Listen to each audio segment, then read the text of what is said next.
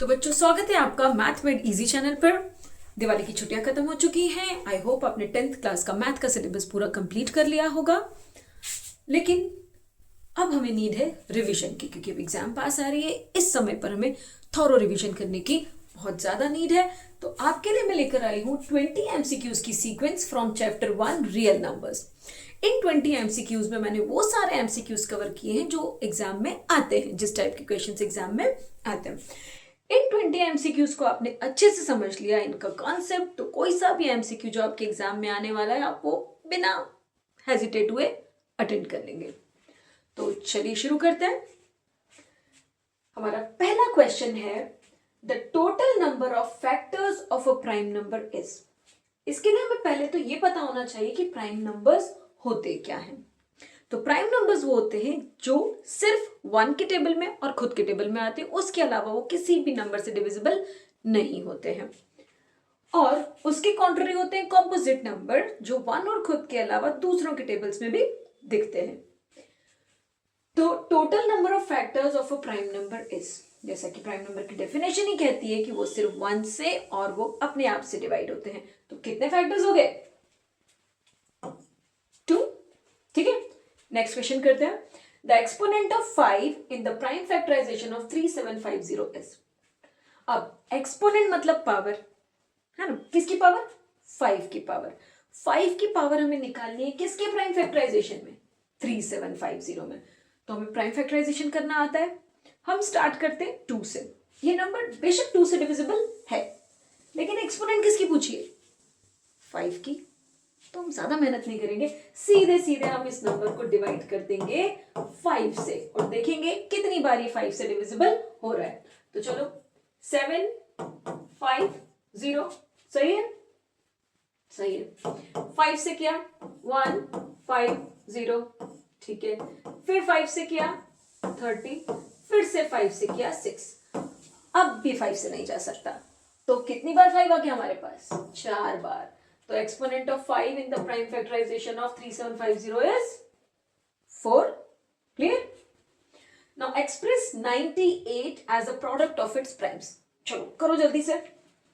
98 को उसके प्राइम्स के प्रोडक्ट में लिखना है, यानी 98 का करना है हमको प्राइम फैक्टराइजेशन।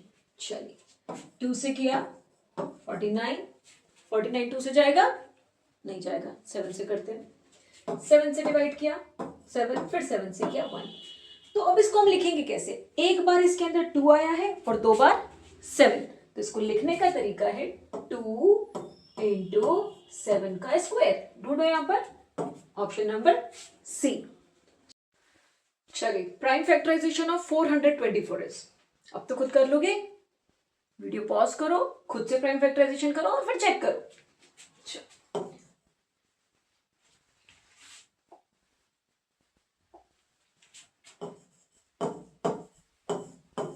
2 से किया 212, फिर 2 से करेंगे 1। अच्छा, यहां पर सब बच्चे लिखते हैं 16, है ना, कि 2 को किया 1, 12 को किया 6। अरे भाई, ये जो 1 है हमारा, ये थोड़ी ना 2 से गया, ये 1 तो खाली गया। जो नंबर खाली गया उसकी जगह 0 आएगा। तो 1 0 और फिर 12 गया तो 6। ठीक है, तो आज के बाद जब दो नंबर को एक साथ यूज करो डिवीजन में, तो 0 लगा के फिर अगला नंबर आएगा। फिर 2 से करेंगे 53, 53 तो प्राइम नंबर है, यानी ये 53 से ही जाएगा और 1। तो प्राइम फैक्टराइजेशन ढूंढो, कितना आया? 2 2 2 2 का क्यूब इंटू 53। कहाँ है हमारा ऑप्शन नंबर डी? ठीक है, आगे बढ़े। क्वेश्चन नंबर 5 से हम क्लियर कर देते हैं और स्टार्ट करते हैं question number 5। If x is a whole number, then 8 to the power x and with an even digit, except for which value of x। अब सबसे पहली जो चीज है ऐसे क्वेश्चंस में कि क्वेश्चन ही समझ नहीं आता है, राइट? अब ये क्वेश्चन कितना आसान था कि 424 का प्राइम फैक्टराइजेशन निकलना है, लेकिन यहाँ कुछ और ही चीज बोल दी। ऐसे क्वेश्चंस को एक बार में समझना वैसे भी मुश्किल होता है, तो एटलीस्ट उसे 2 3 4 5 बार पढ़ो तो सॉल्यूशन ऑटोमेटिक क्लियर होगा। ठीक है, तो पढ़ते हैं फिर से। If x is a whole number, whole number समझते हो, 0 1 2 3, है ना। तो अगर x होल नंबर है तो 8 की पावर x यानी 8 की पावर में अगर कोई होल नंबर होगा तो वो हमेशा इवन डिजिट पे एंड होगा except for which value of x, मतलब किस वैल्यू पर वो इवन नहीं होगा। ये क्या बोल रहे हैं कि 8 की पावर x हमेशा इवन पे एंड होगी, एक्सेप्ट फॉर विच, किस पावर को छोड़ के वो इवन होगा। तो सब पे इवन होगा लेकिन किसी एक पावर पे वो इवन नहीं होता है। सिंपल सी बात है, 8 की पावर 1 8 होगा, 8 की पावर 2 है ना 64, इस टाइप से। लेकिन 8 की पावर 0 और 8 की पावर 0 क्या किसी की भी पावर 0 होता है 1। तो कोई भी नंबर हो अगर उसकी पावर 0 होगी तो वो हमेशा 1 होगा, यानी वो ऑड नंबर पे एंड होगा। तो यहां पर है 8 की पावर 0। क्लियर, आगे बढ़े। If A and B are two coprime numbers, coprime numbers क्या होते हैं? अच्छा, को प्राइम नंबर और प्राइम नंबर का कोई वास्ता नहीं है। कई बार बच्चे कंफ्यूज होते हैं, को प्राइम को प्राइम समझ बैठते हैं। जो नंबर्स प्राइम नहीं है वो भी को प्राइम हो सकते हैं। कैसे? पहले तो हम ये समझ लेते हैं को प्राइम होता क्या है। तो ऐसे नंबर्स जिनके बीच में कोई भी फैक्टर कॉमन नहीं है उनको हम को प्राइम बोलते हैं। जैसे मान लो जैसे नॉर्मली 2 और 3, पर 2 और 3 तो प्राइम है, पर वो प्राइम के साथ साथ को प्राइम भी है। कुछ ऐसे नंबर्स लेती हूं जो कॉम्पोजिट है पर फिर भी को प्राइम है। जैसे मान लो 12 और 25। अब ना तो 12 प्राइम है ना 25 प्राइम है, लेकिन वो आपस में को प्राइम है क्योंकि इनके बीच में कोई भी कॉमन फैक्टर नहीं है। ठीक है, और को प्राइम नंबर्स का जो HCF होता है यानी हाईएस्ट कॉमन फैक्टर, वो हमेशा 1 होता है क्योंकि कोई कॉमन फैक्टर है नहीं, तो कॉमन फैक्टर हुआ 1। खैर, ये लोग हमसे क्या पूछ रहे हैं वो समझ लेते हैं। If A and B are two coprime numbers, ठीक है, then A cube and B cube are, अगर ए और बी को प्राइम है तो उनके क्यूब्स क्या होंगे? क्यूब्स भी को प्राइम होंगे, क्योंकि अगर नंबर्स को प्राइम है तो तुम उनका स्क्वायर करो, क्यूब करो, 4 पावर करो, अब वो जोड़ नहीं सकते, वो हमेशा को प्राइम रहेंगे। तो yes, A cube B cube are also coprime. ठीक है, चलो question number 7। If n is a natural number, if n is a natural number, natural number समझते हो 1 2 3 4 5 6, होल नंबर्स की शुरुआत 0 से होती है, नेचुरल नंबर्स की शुरुआत 1 से होती है। Whole number, natural numbers, integers, इन सब में फ्रैक्शंस और डेसिमल्स नहीं आते हैं। ठीक है, तो n हमारा नेचुरल नंबर है, then 2 times 5 to the power n plus 6 to the power n always ends with, ठीक है, समझ में आया कि ये जो नंबर है ना ये किस पर एंड होगा, यानी जब ये सॉल्व होगा तो ये हमेशा किस पर एंड होगा, मतलब n की वैल्यू कुछ भी हो पर इस नंबर का जो एंड होगा मतलब यूनिट प्लेस डिजिट क्या होगी, है ना, लास्ट डिजिट जो होती है वो क्या होगी। तो सबसे पहले तो आपको ये पता होना चाहिए कि 5 की पावर 1 भी 5 होता है, 5 की पावर स्क्वायर 25, उसका भी लास्ट डिजिट 5 है, 5 का क्यूब 125, उसकी भी लास्ट डिजिट 5 है, 5 की पावर 4 625, उसकी भी लास्ट डिजिट 5 है। इसका मतलब 5 की पावर में तुम कुछ भी n रखो उसका लास्ट डिजिट तो 5 होने वाला है।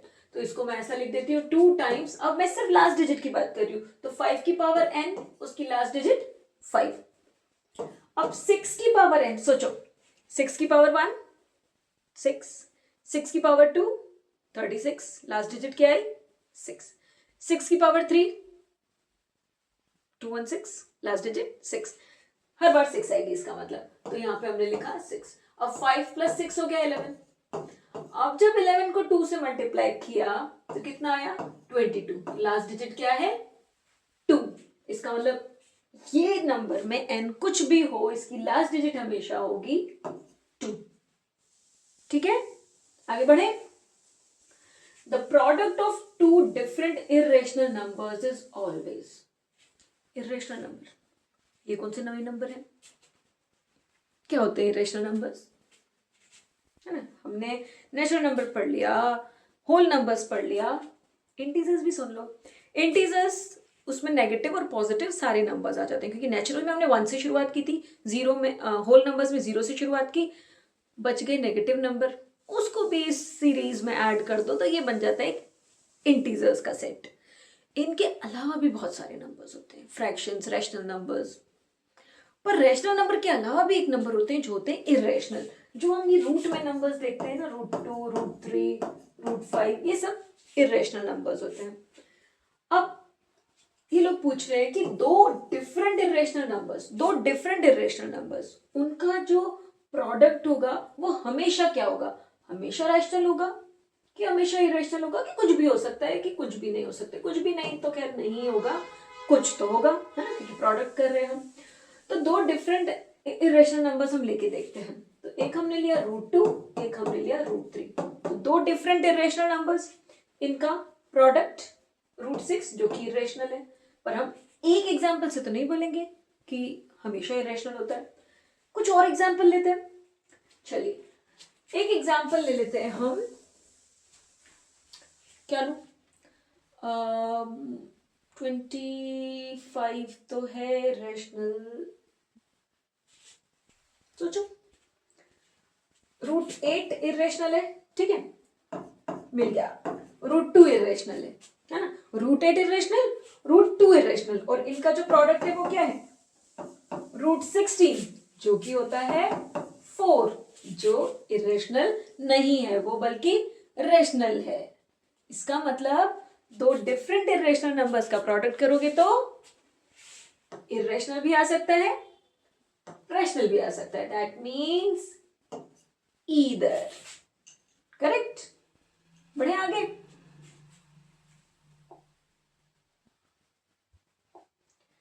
चलिए, the product of two consecutive natural numbers is always consecutive natural numbers. Natural number अब तो याद हो गए, 1 2 3 4।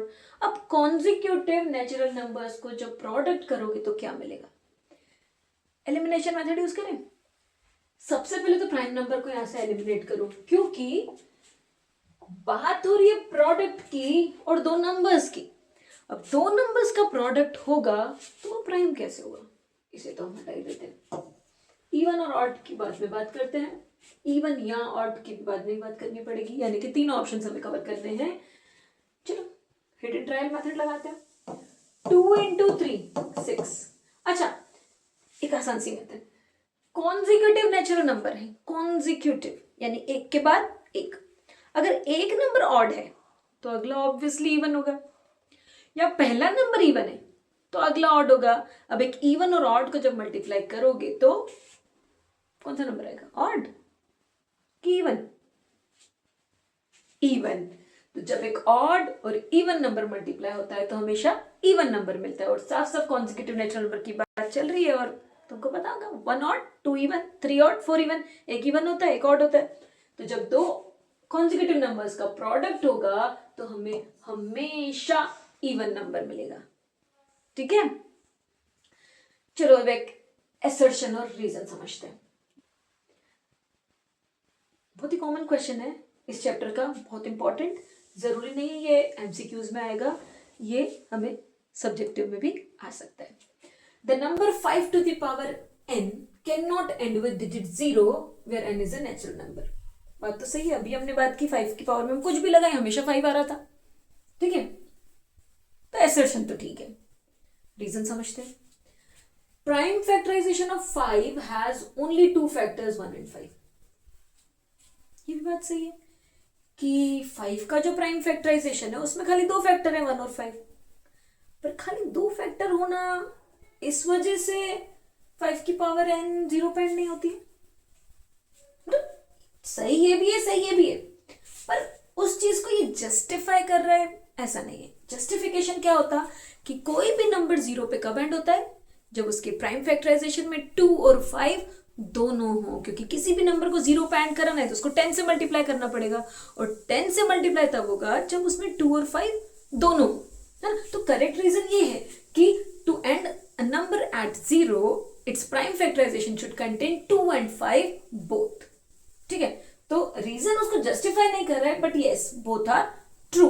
तो हम लिखेंगे both a and r are true but r is not the correct explanation of a, ठीक है। तो ये हमारे 10 MCQs हुए। मेरे पास 10 MCQs और हैं इस चैप्टर के, जिसको करेंगे हम कल।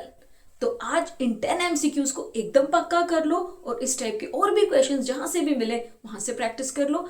ये पीडीएफ जो है इन 20 एमसीक्यूज का, ये मैं डिस्क्रिप्शन लिंक में शेयर कर दूंगी।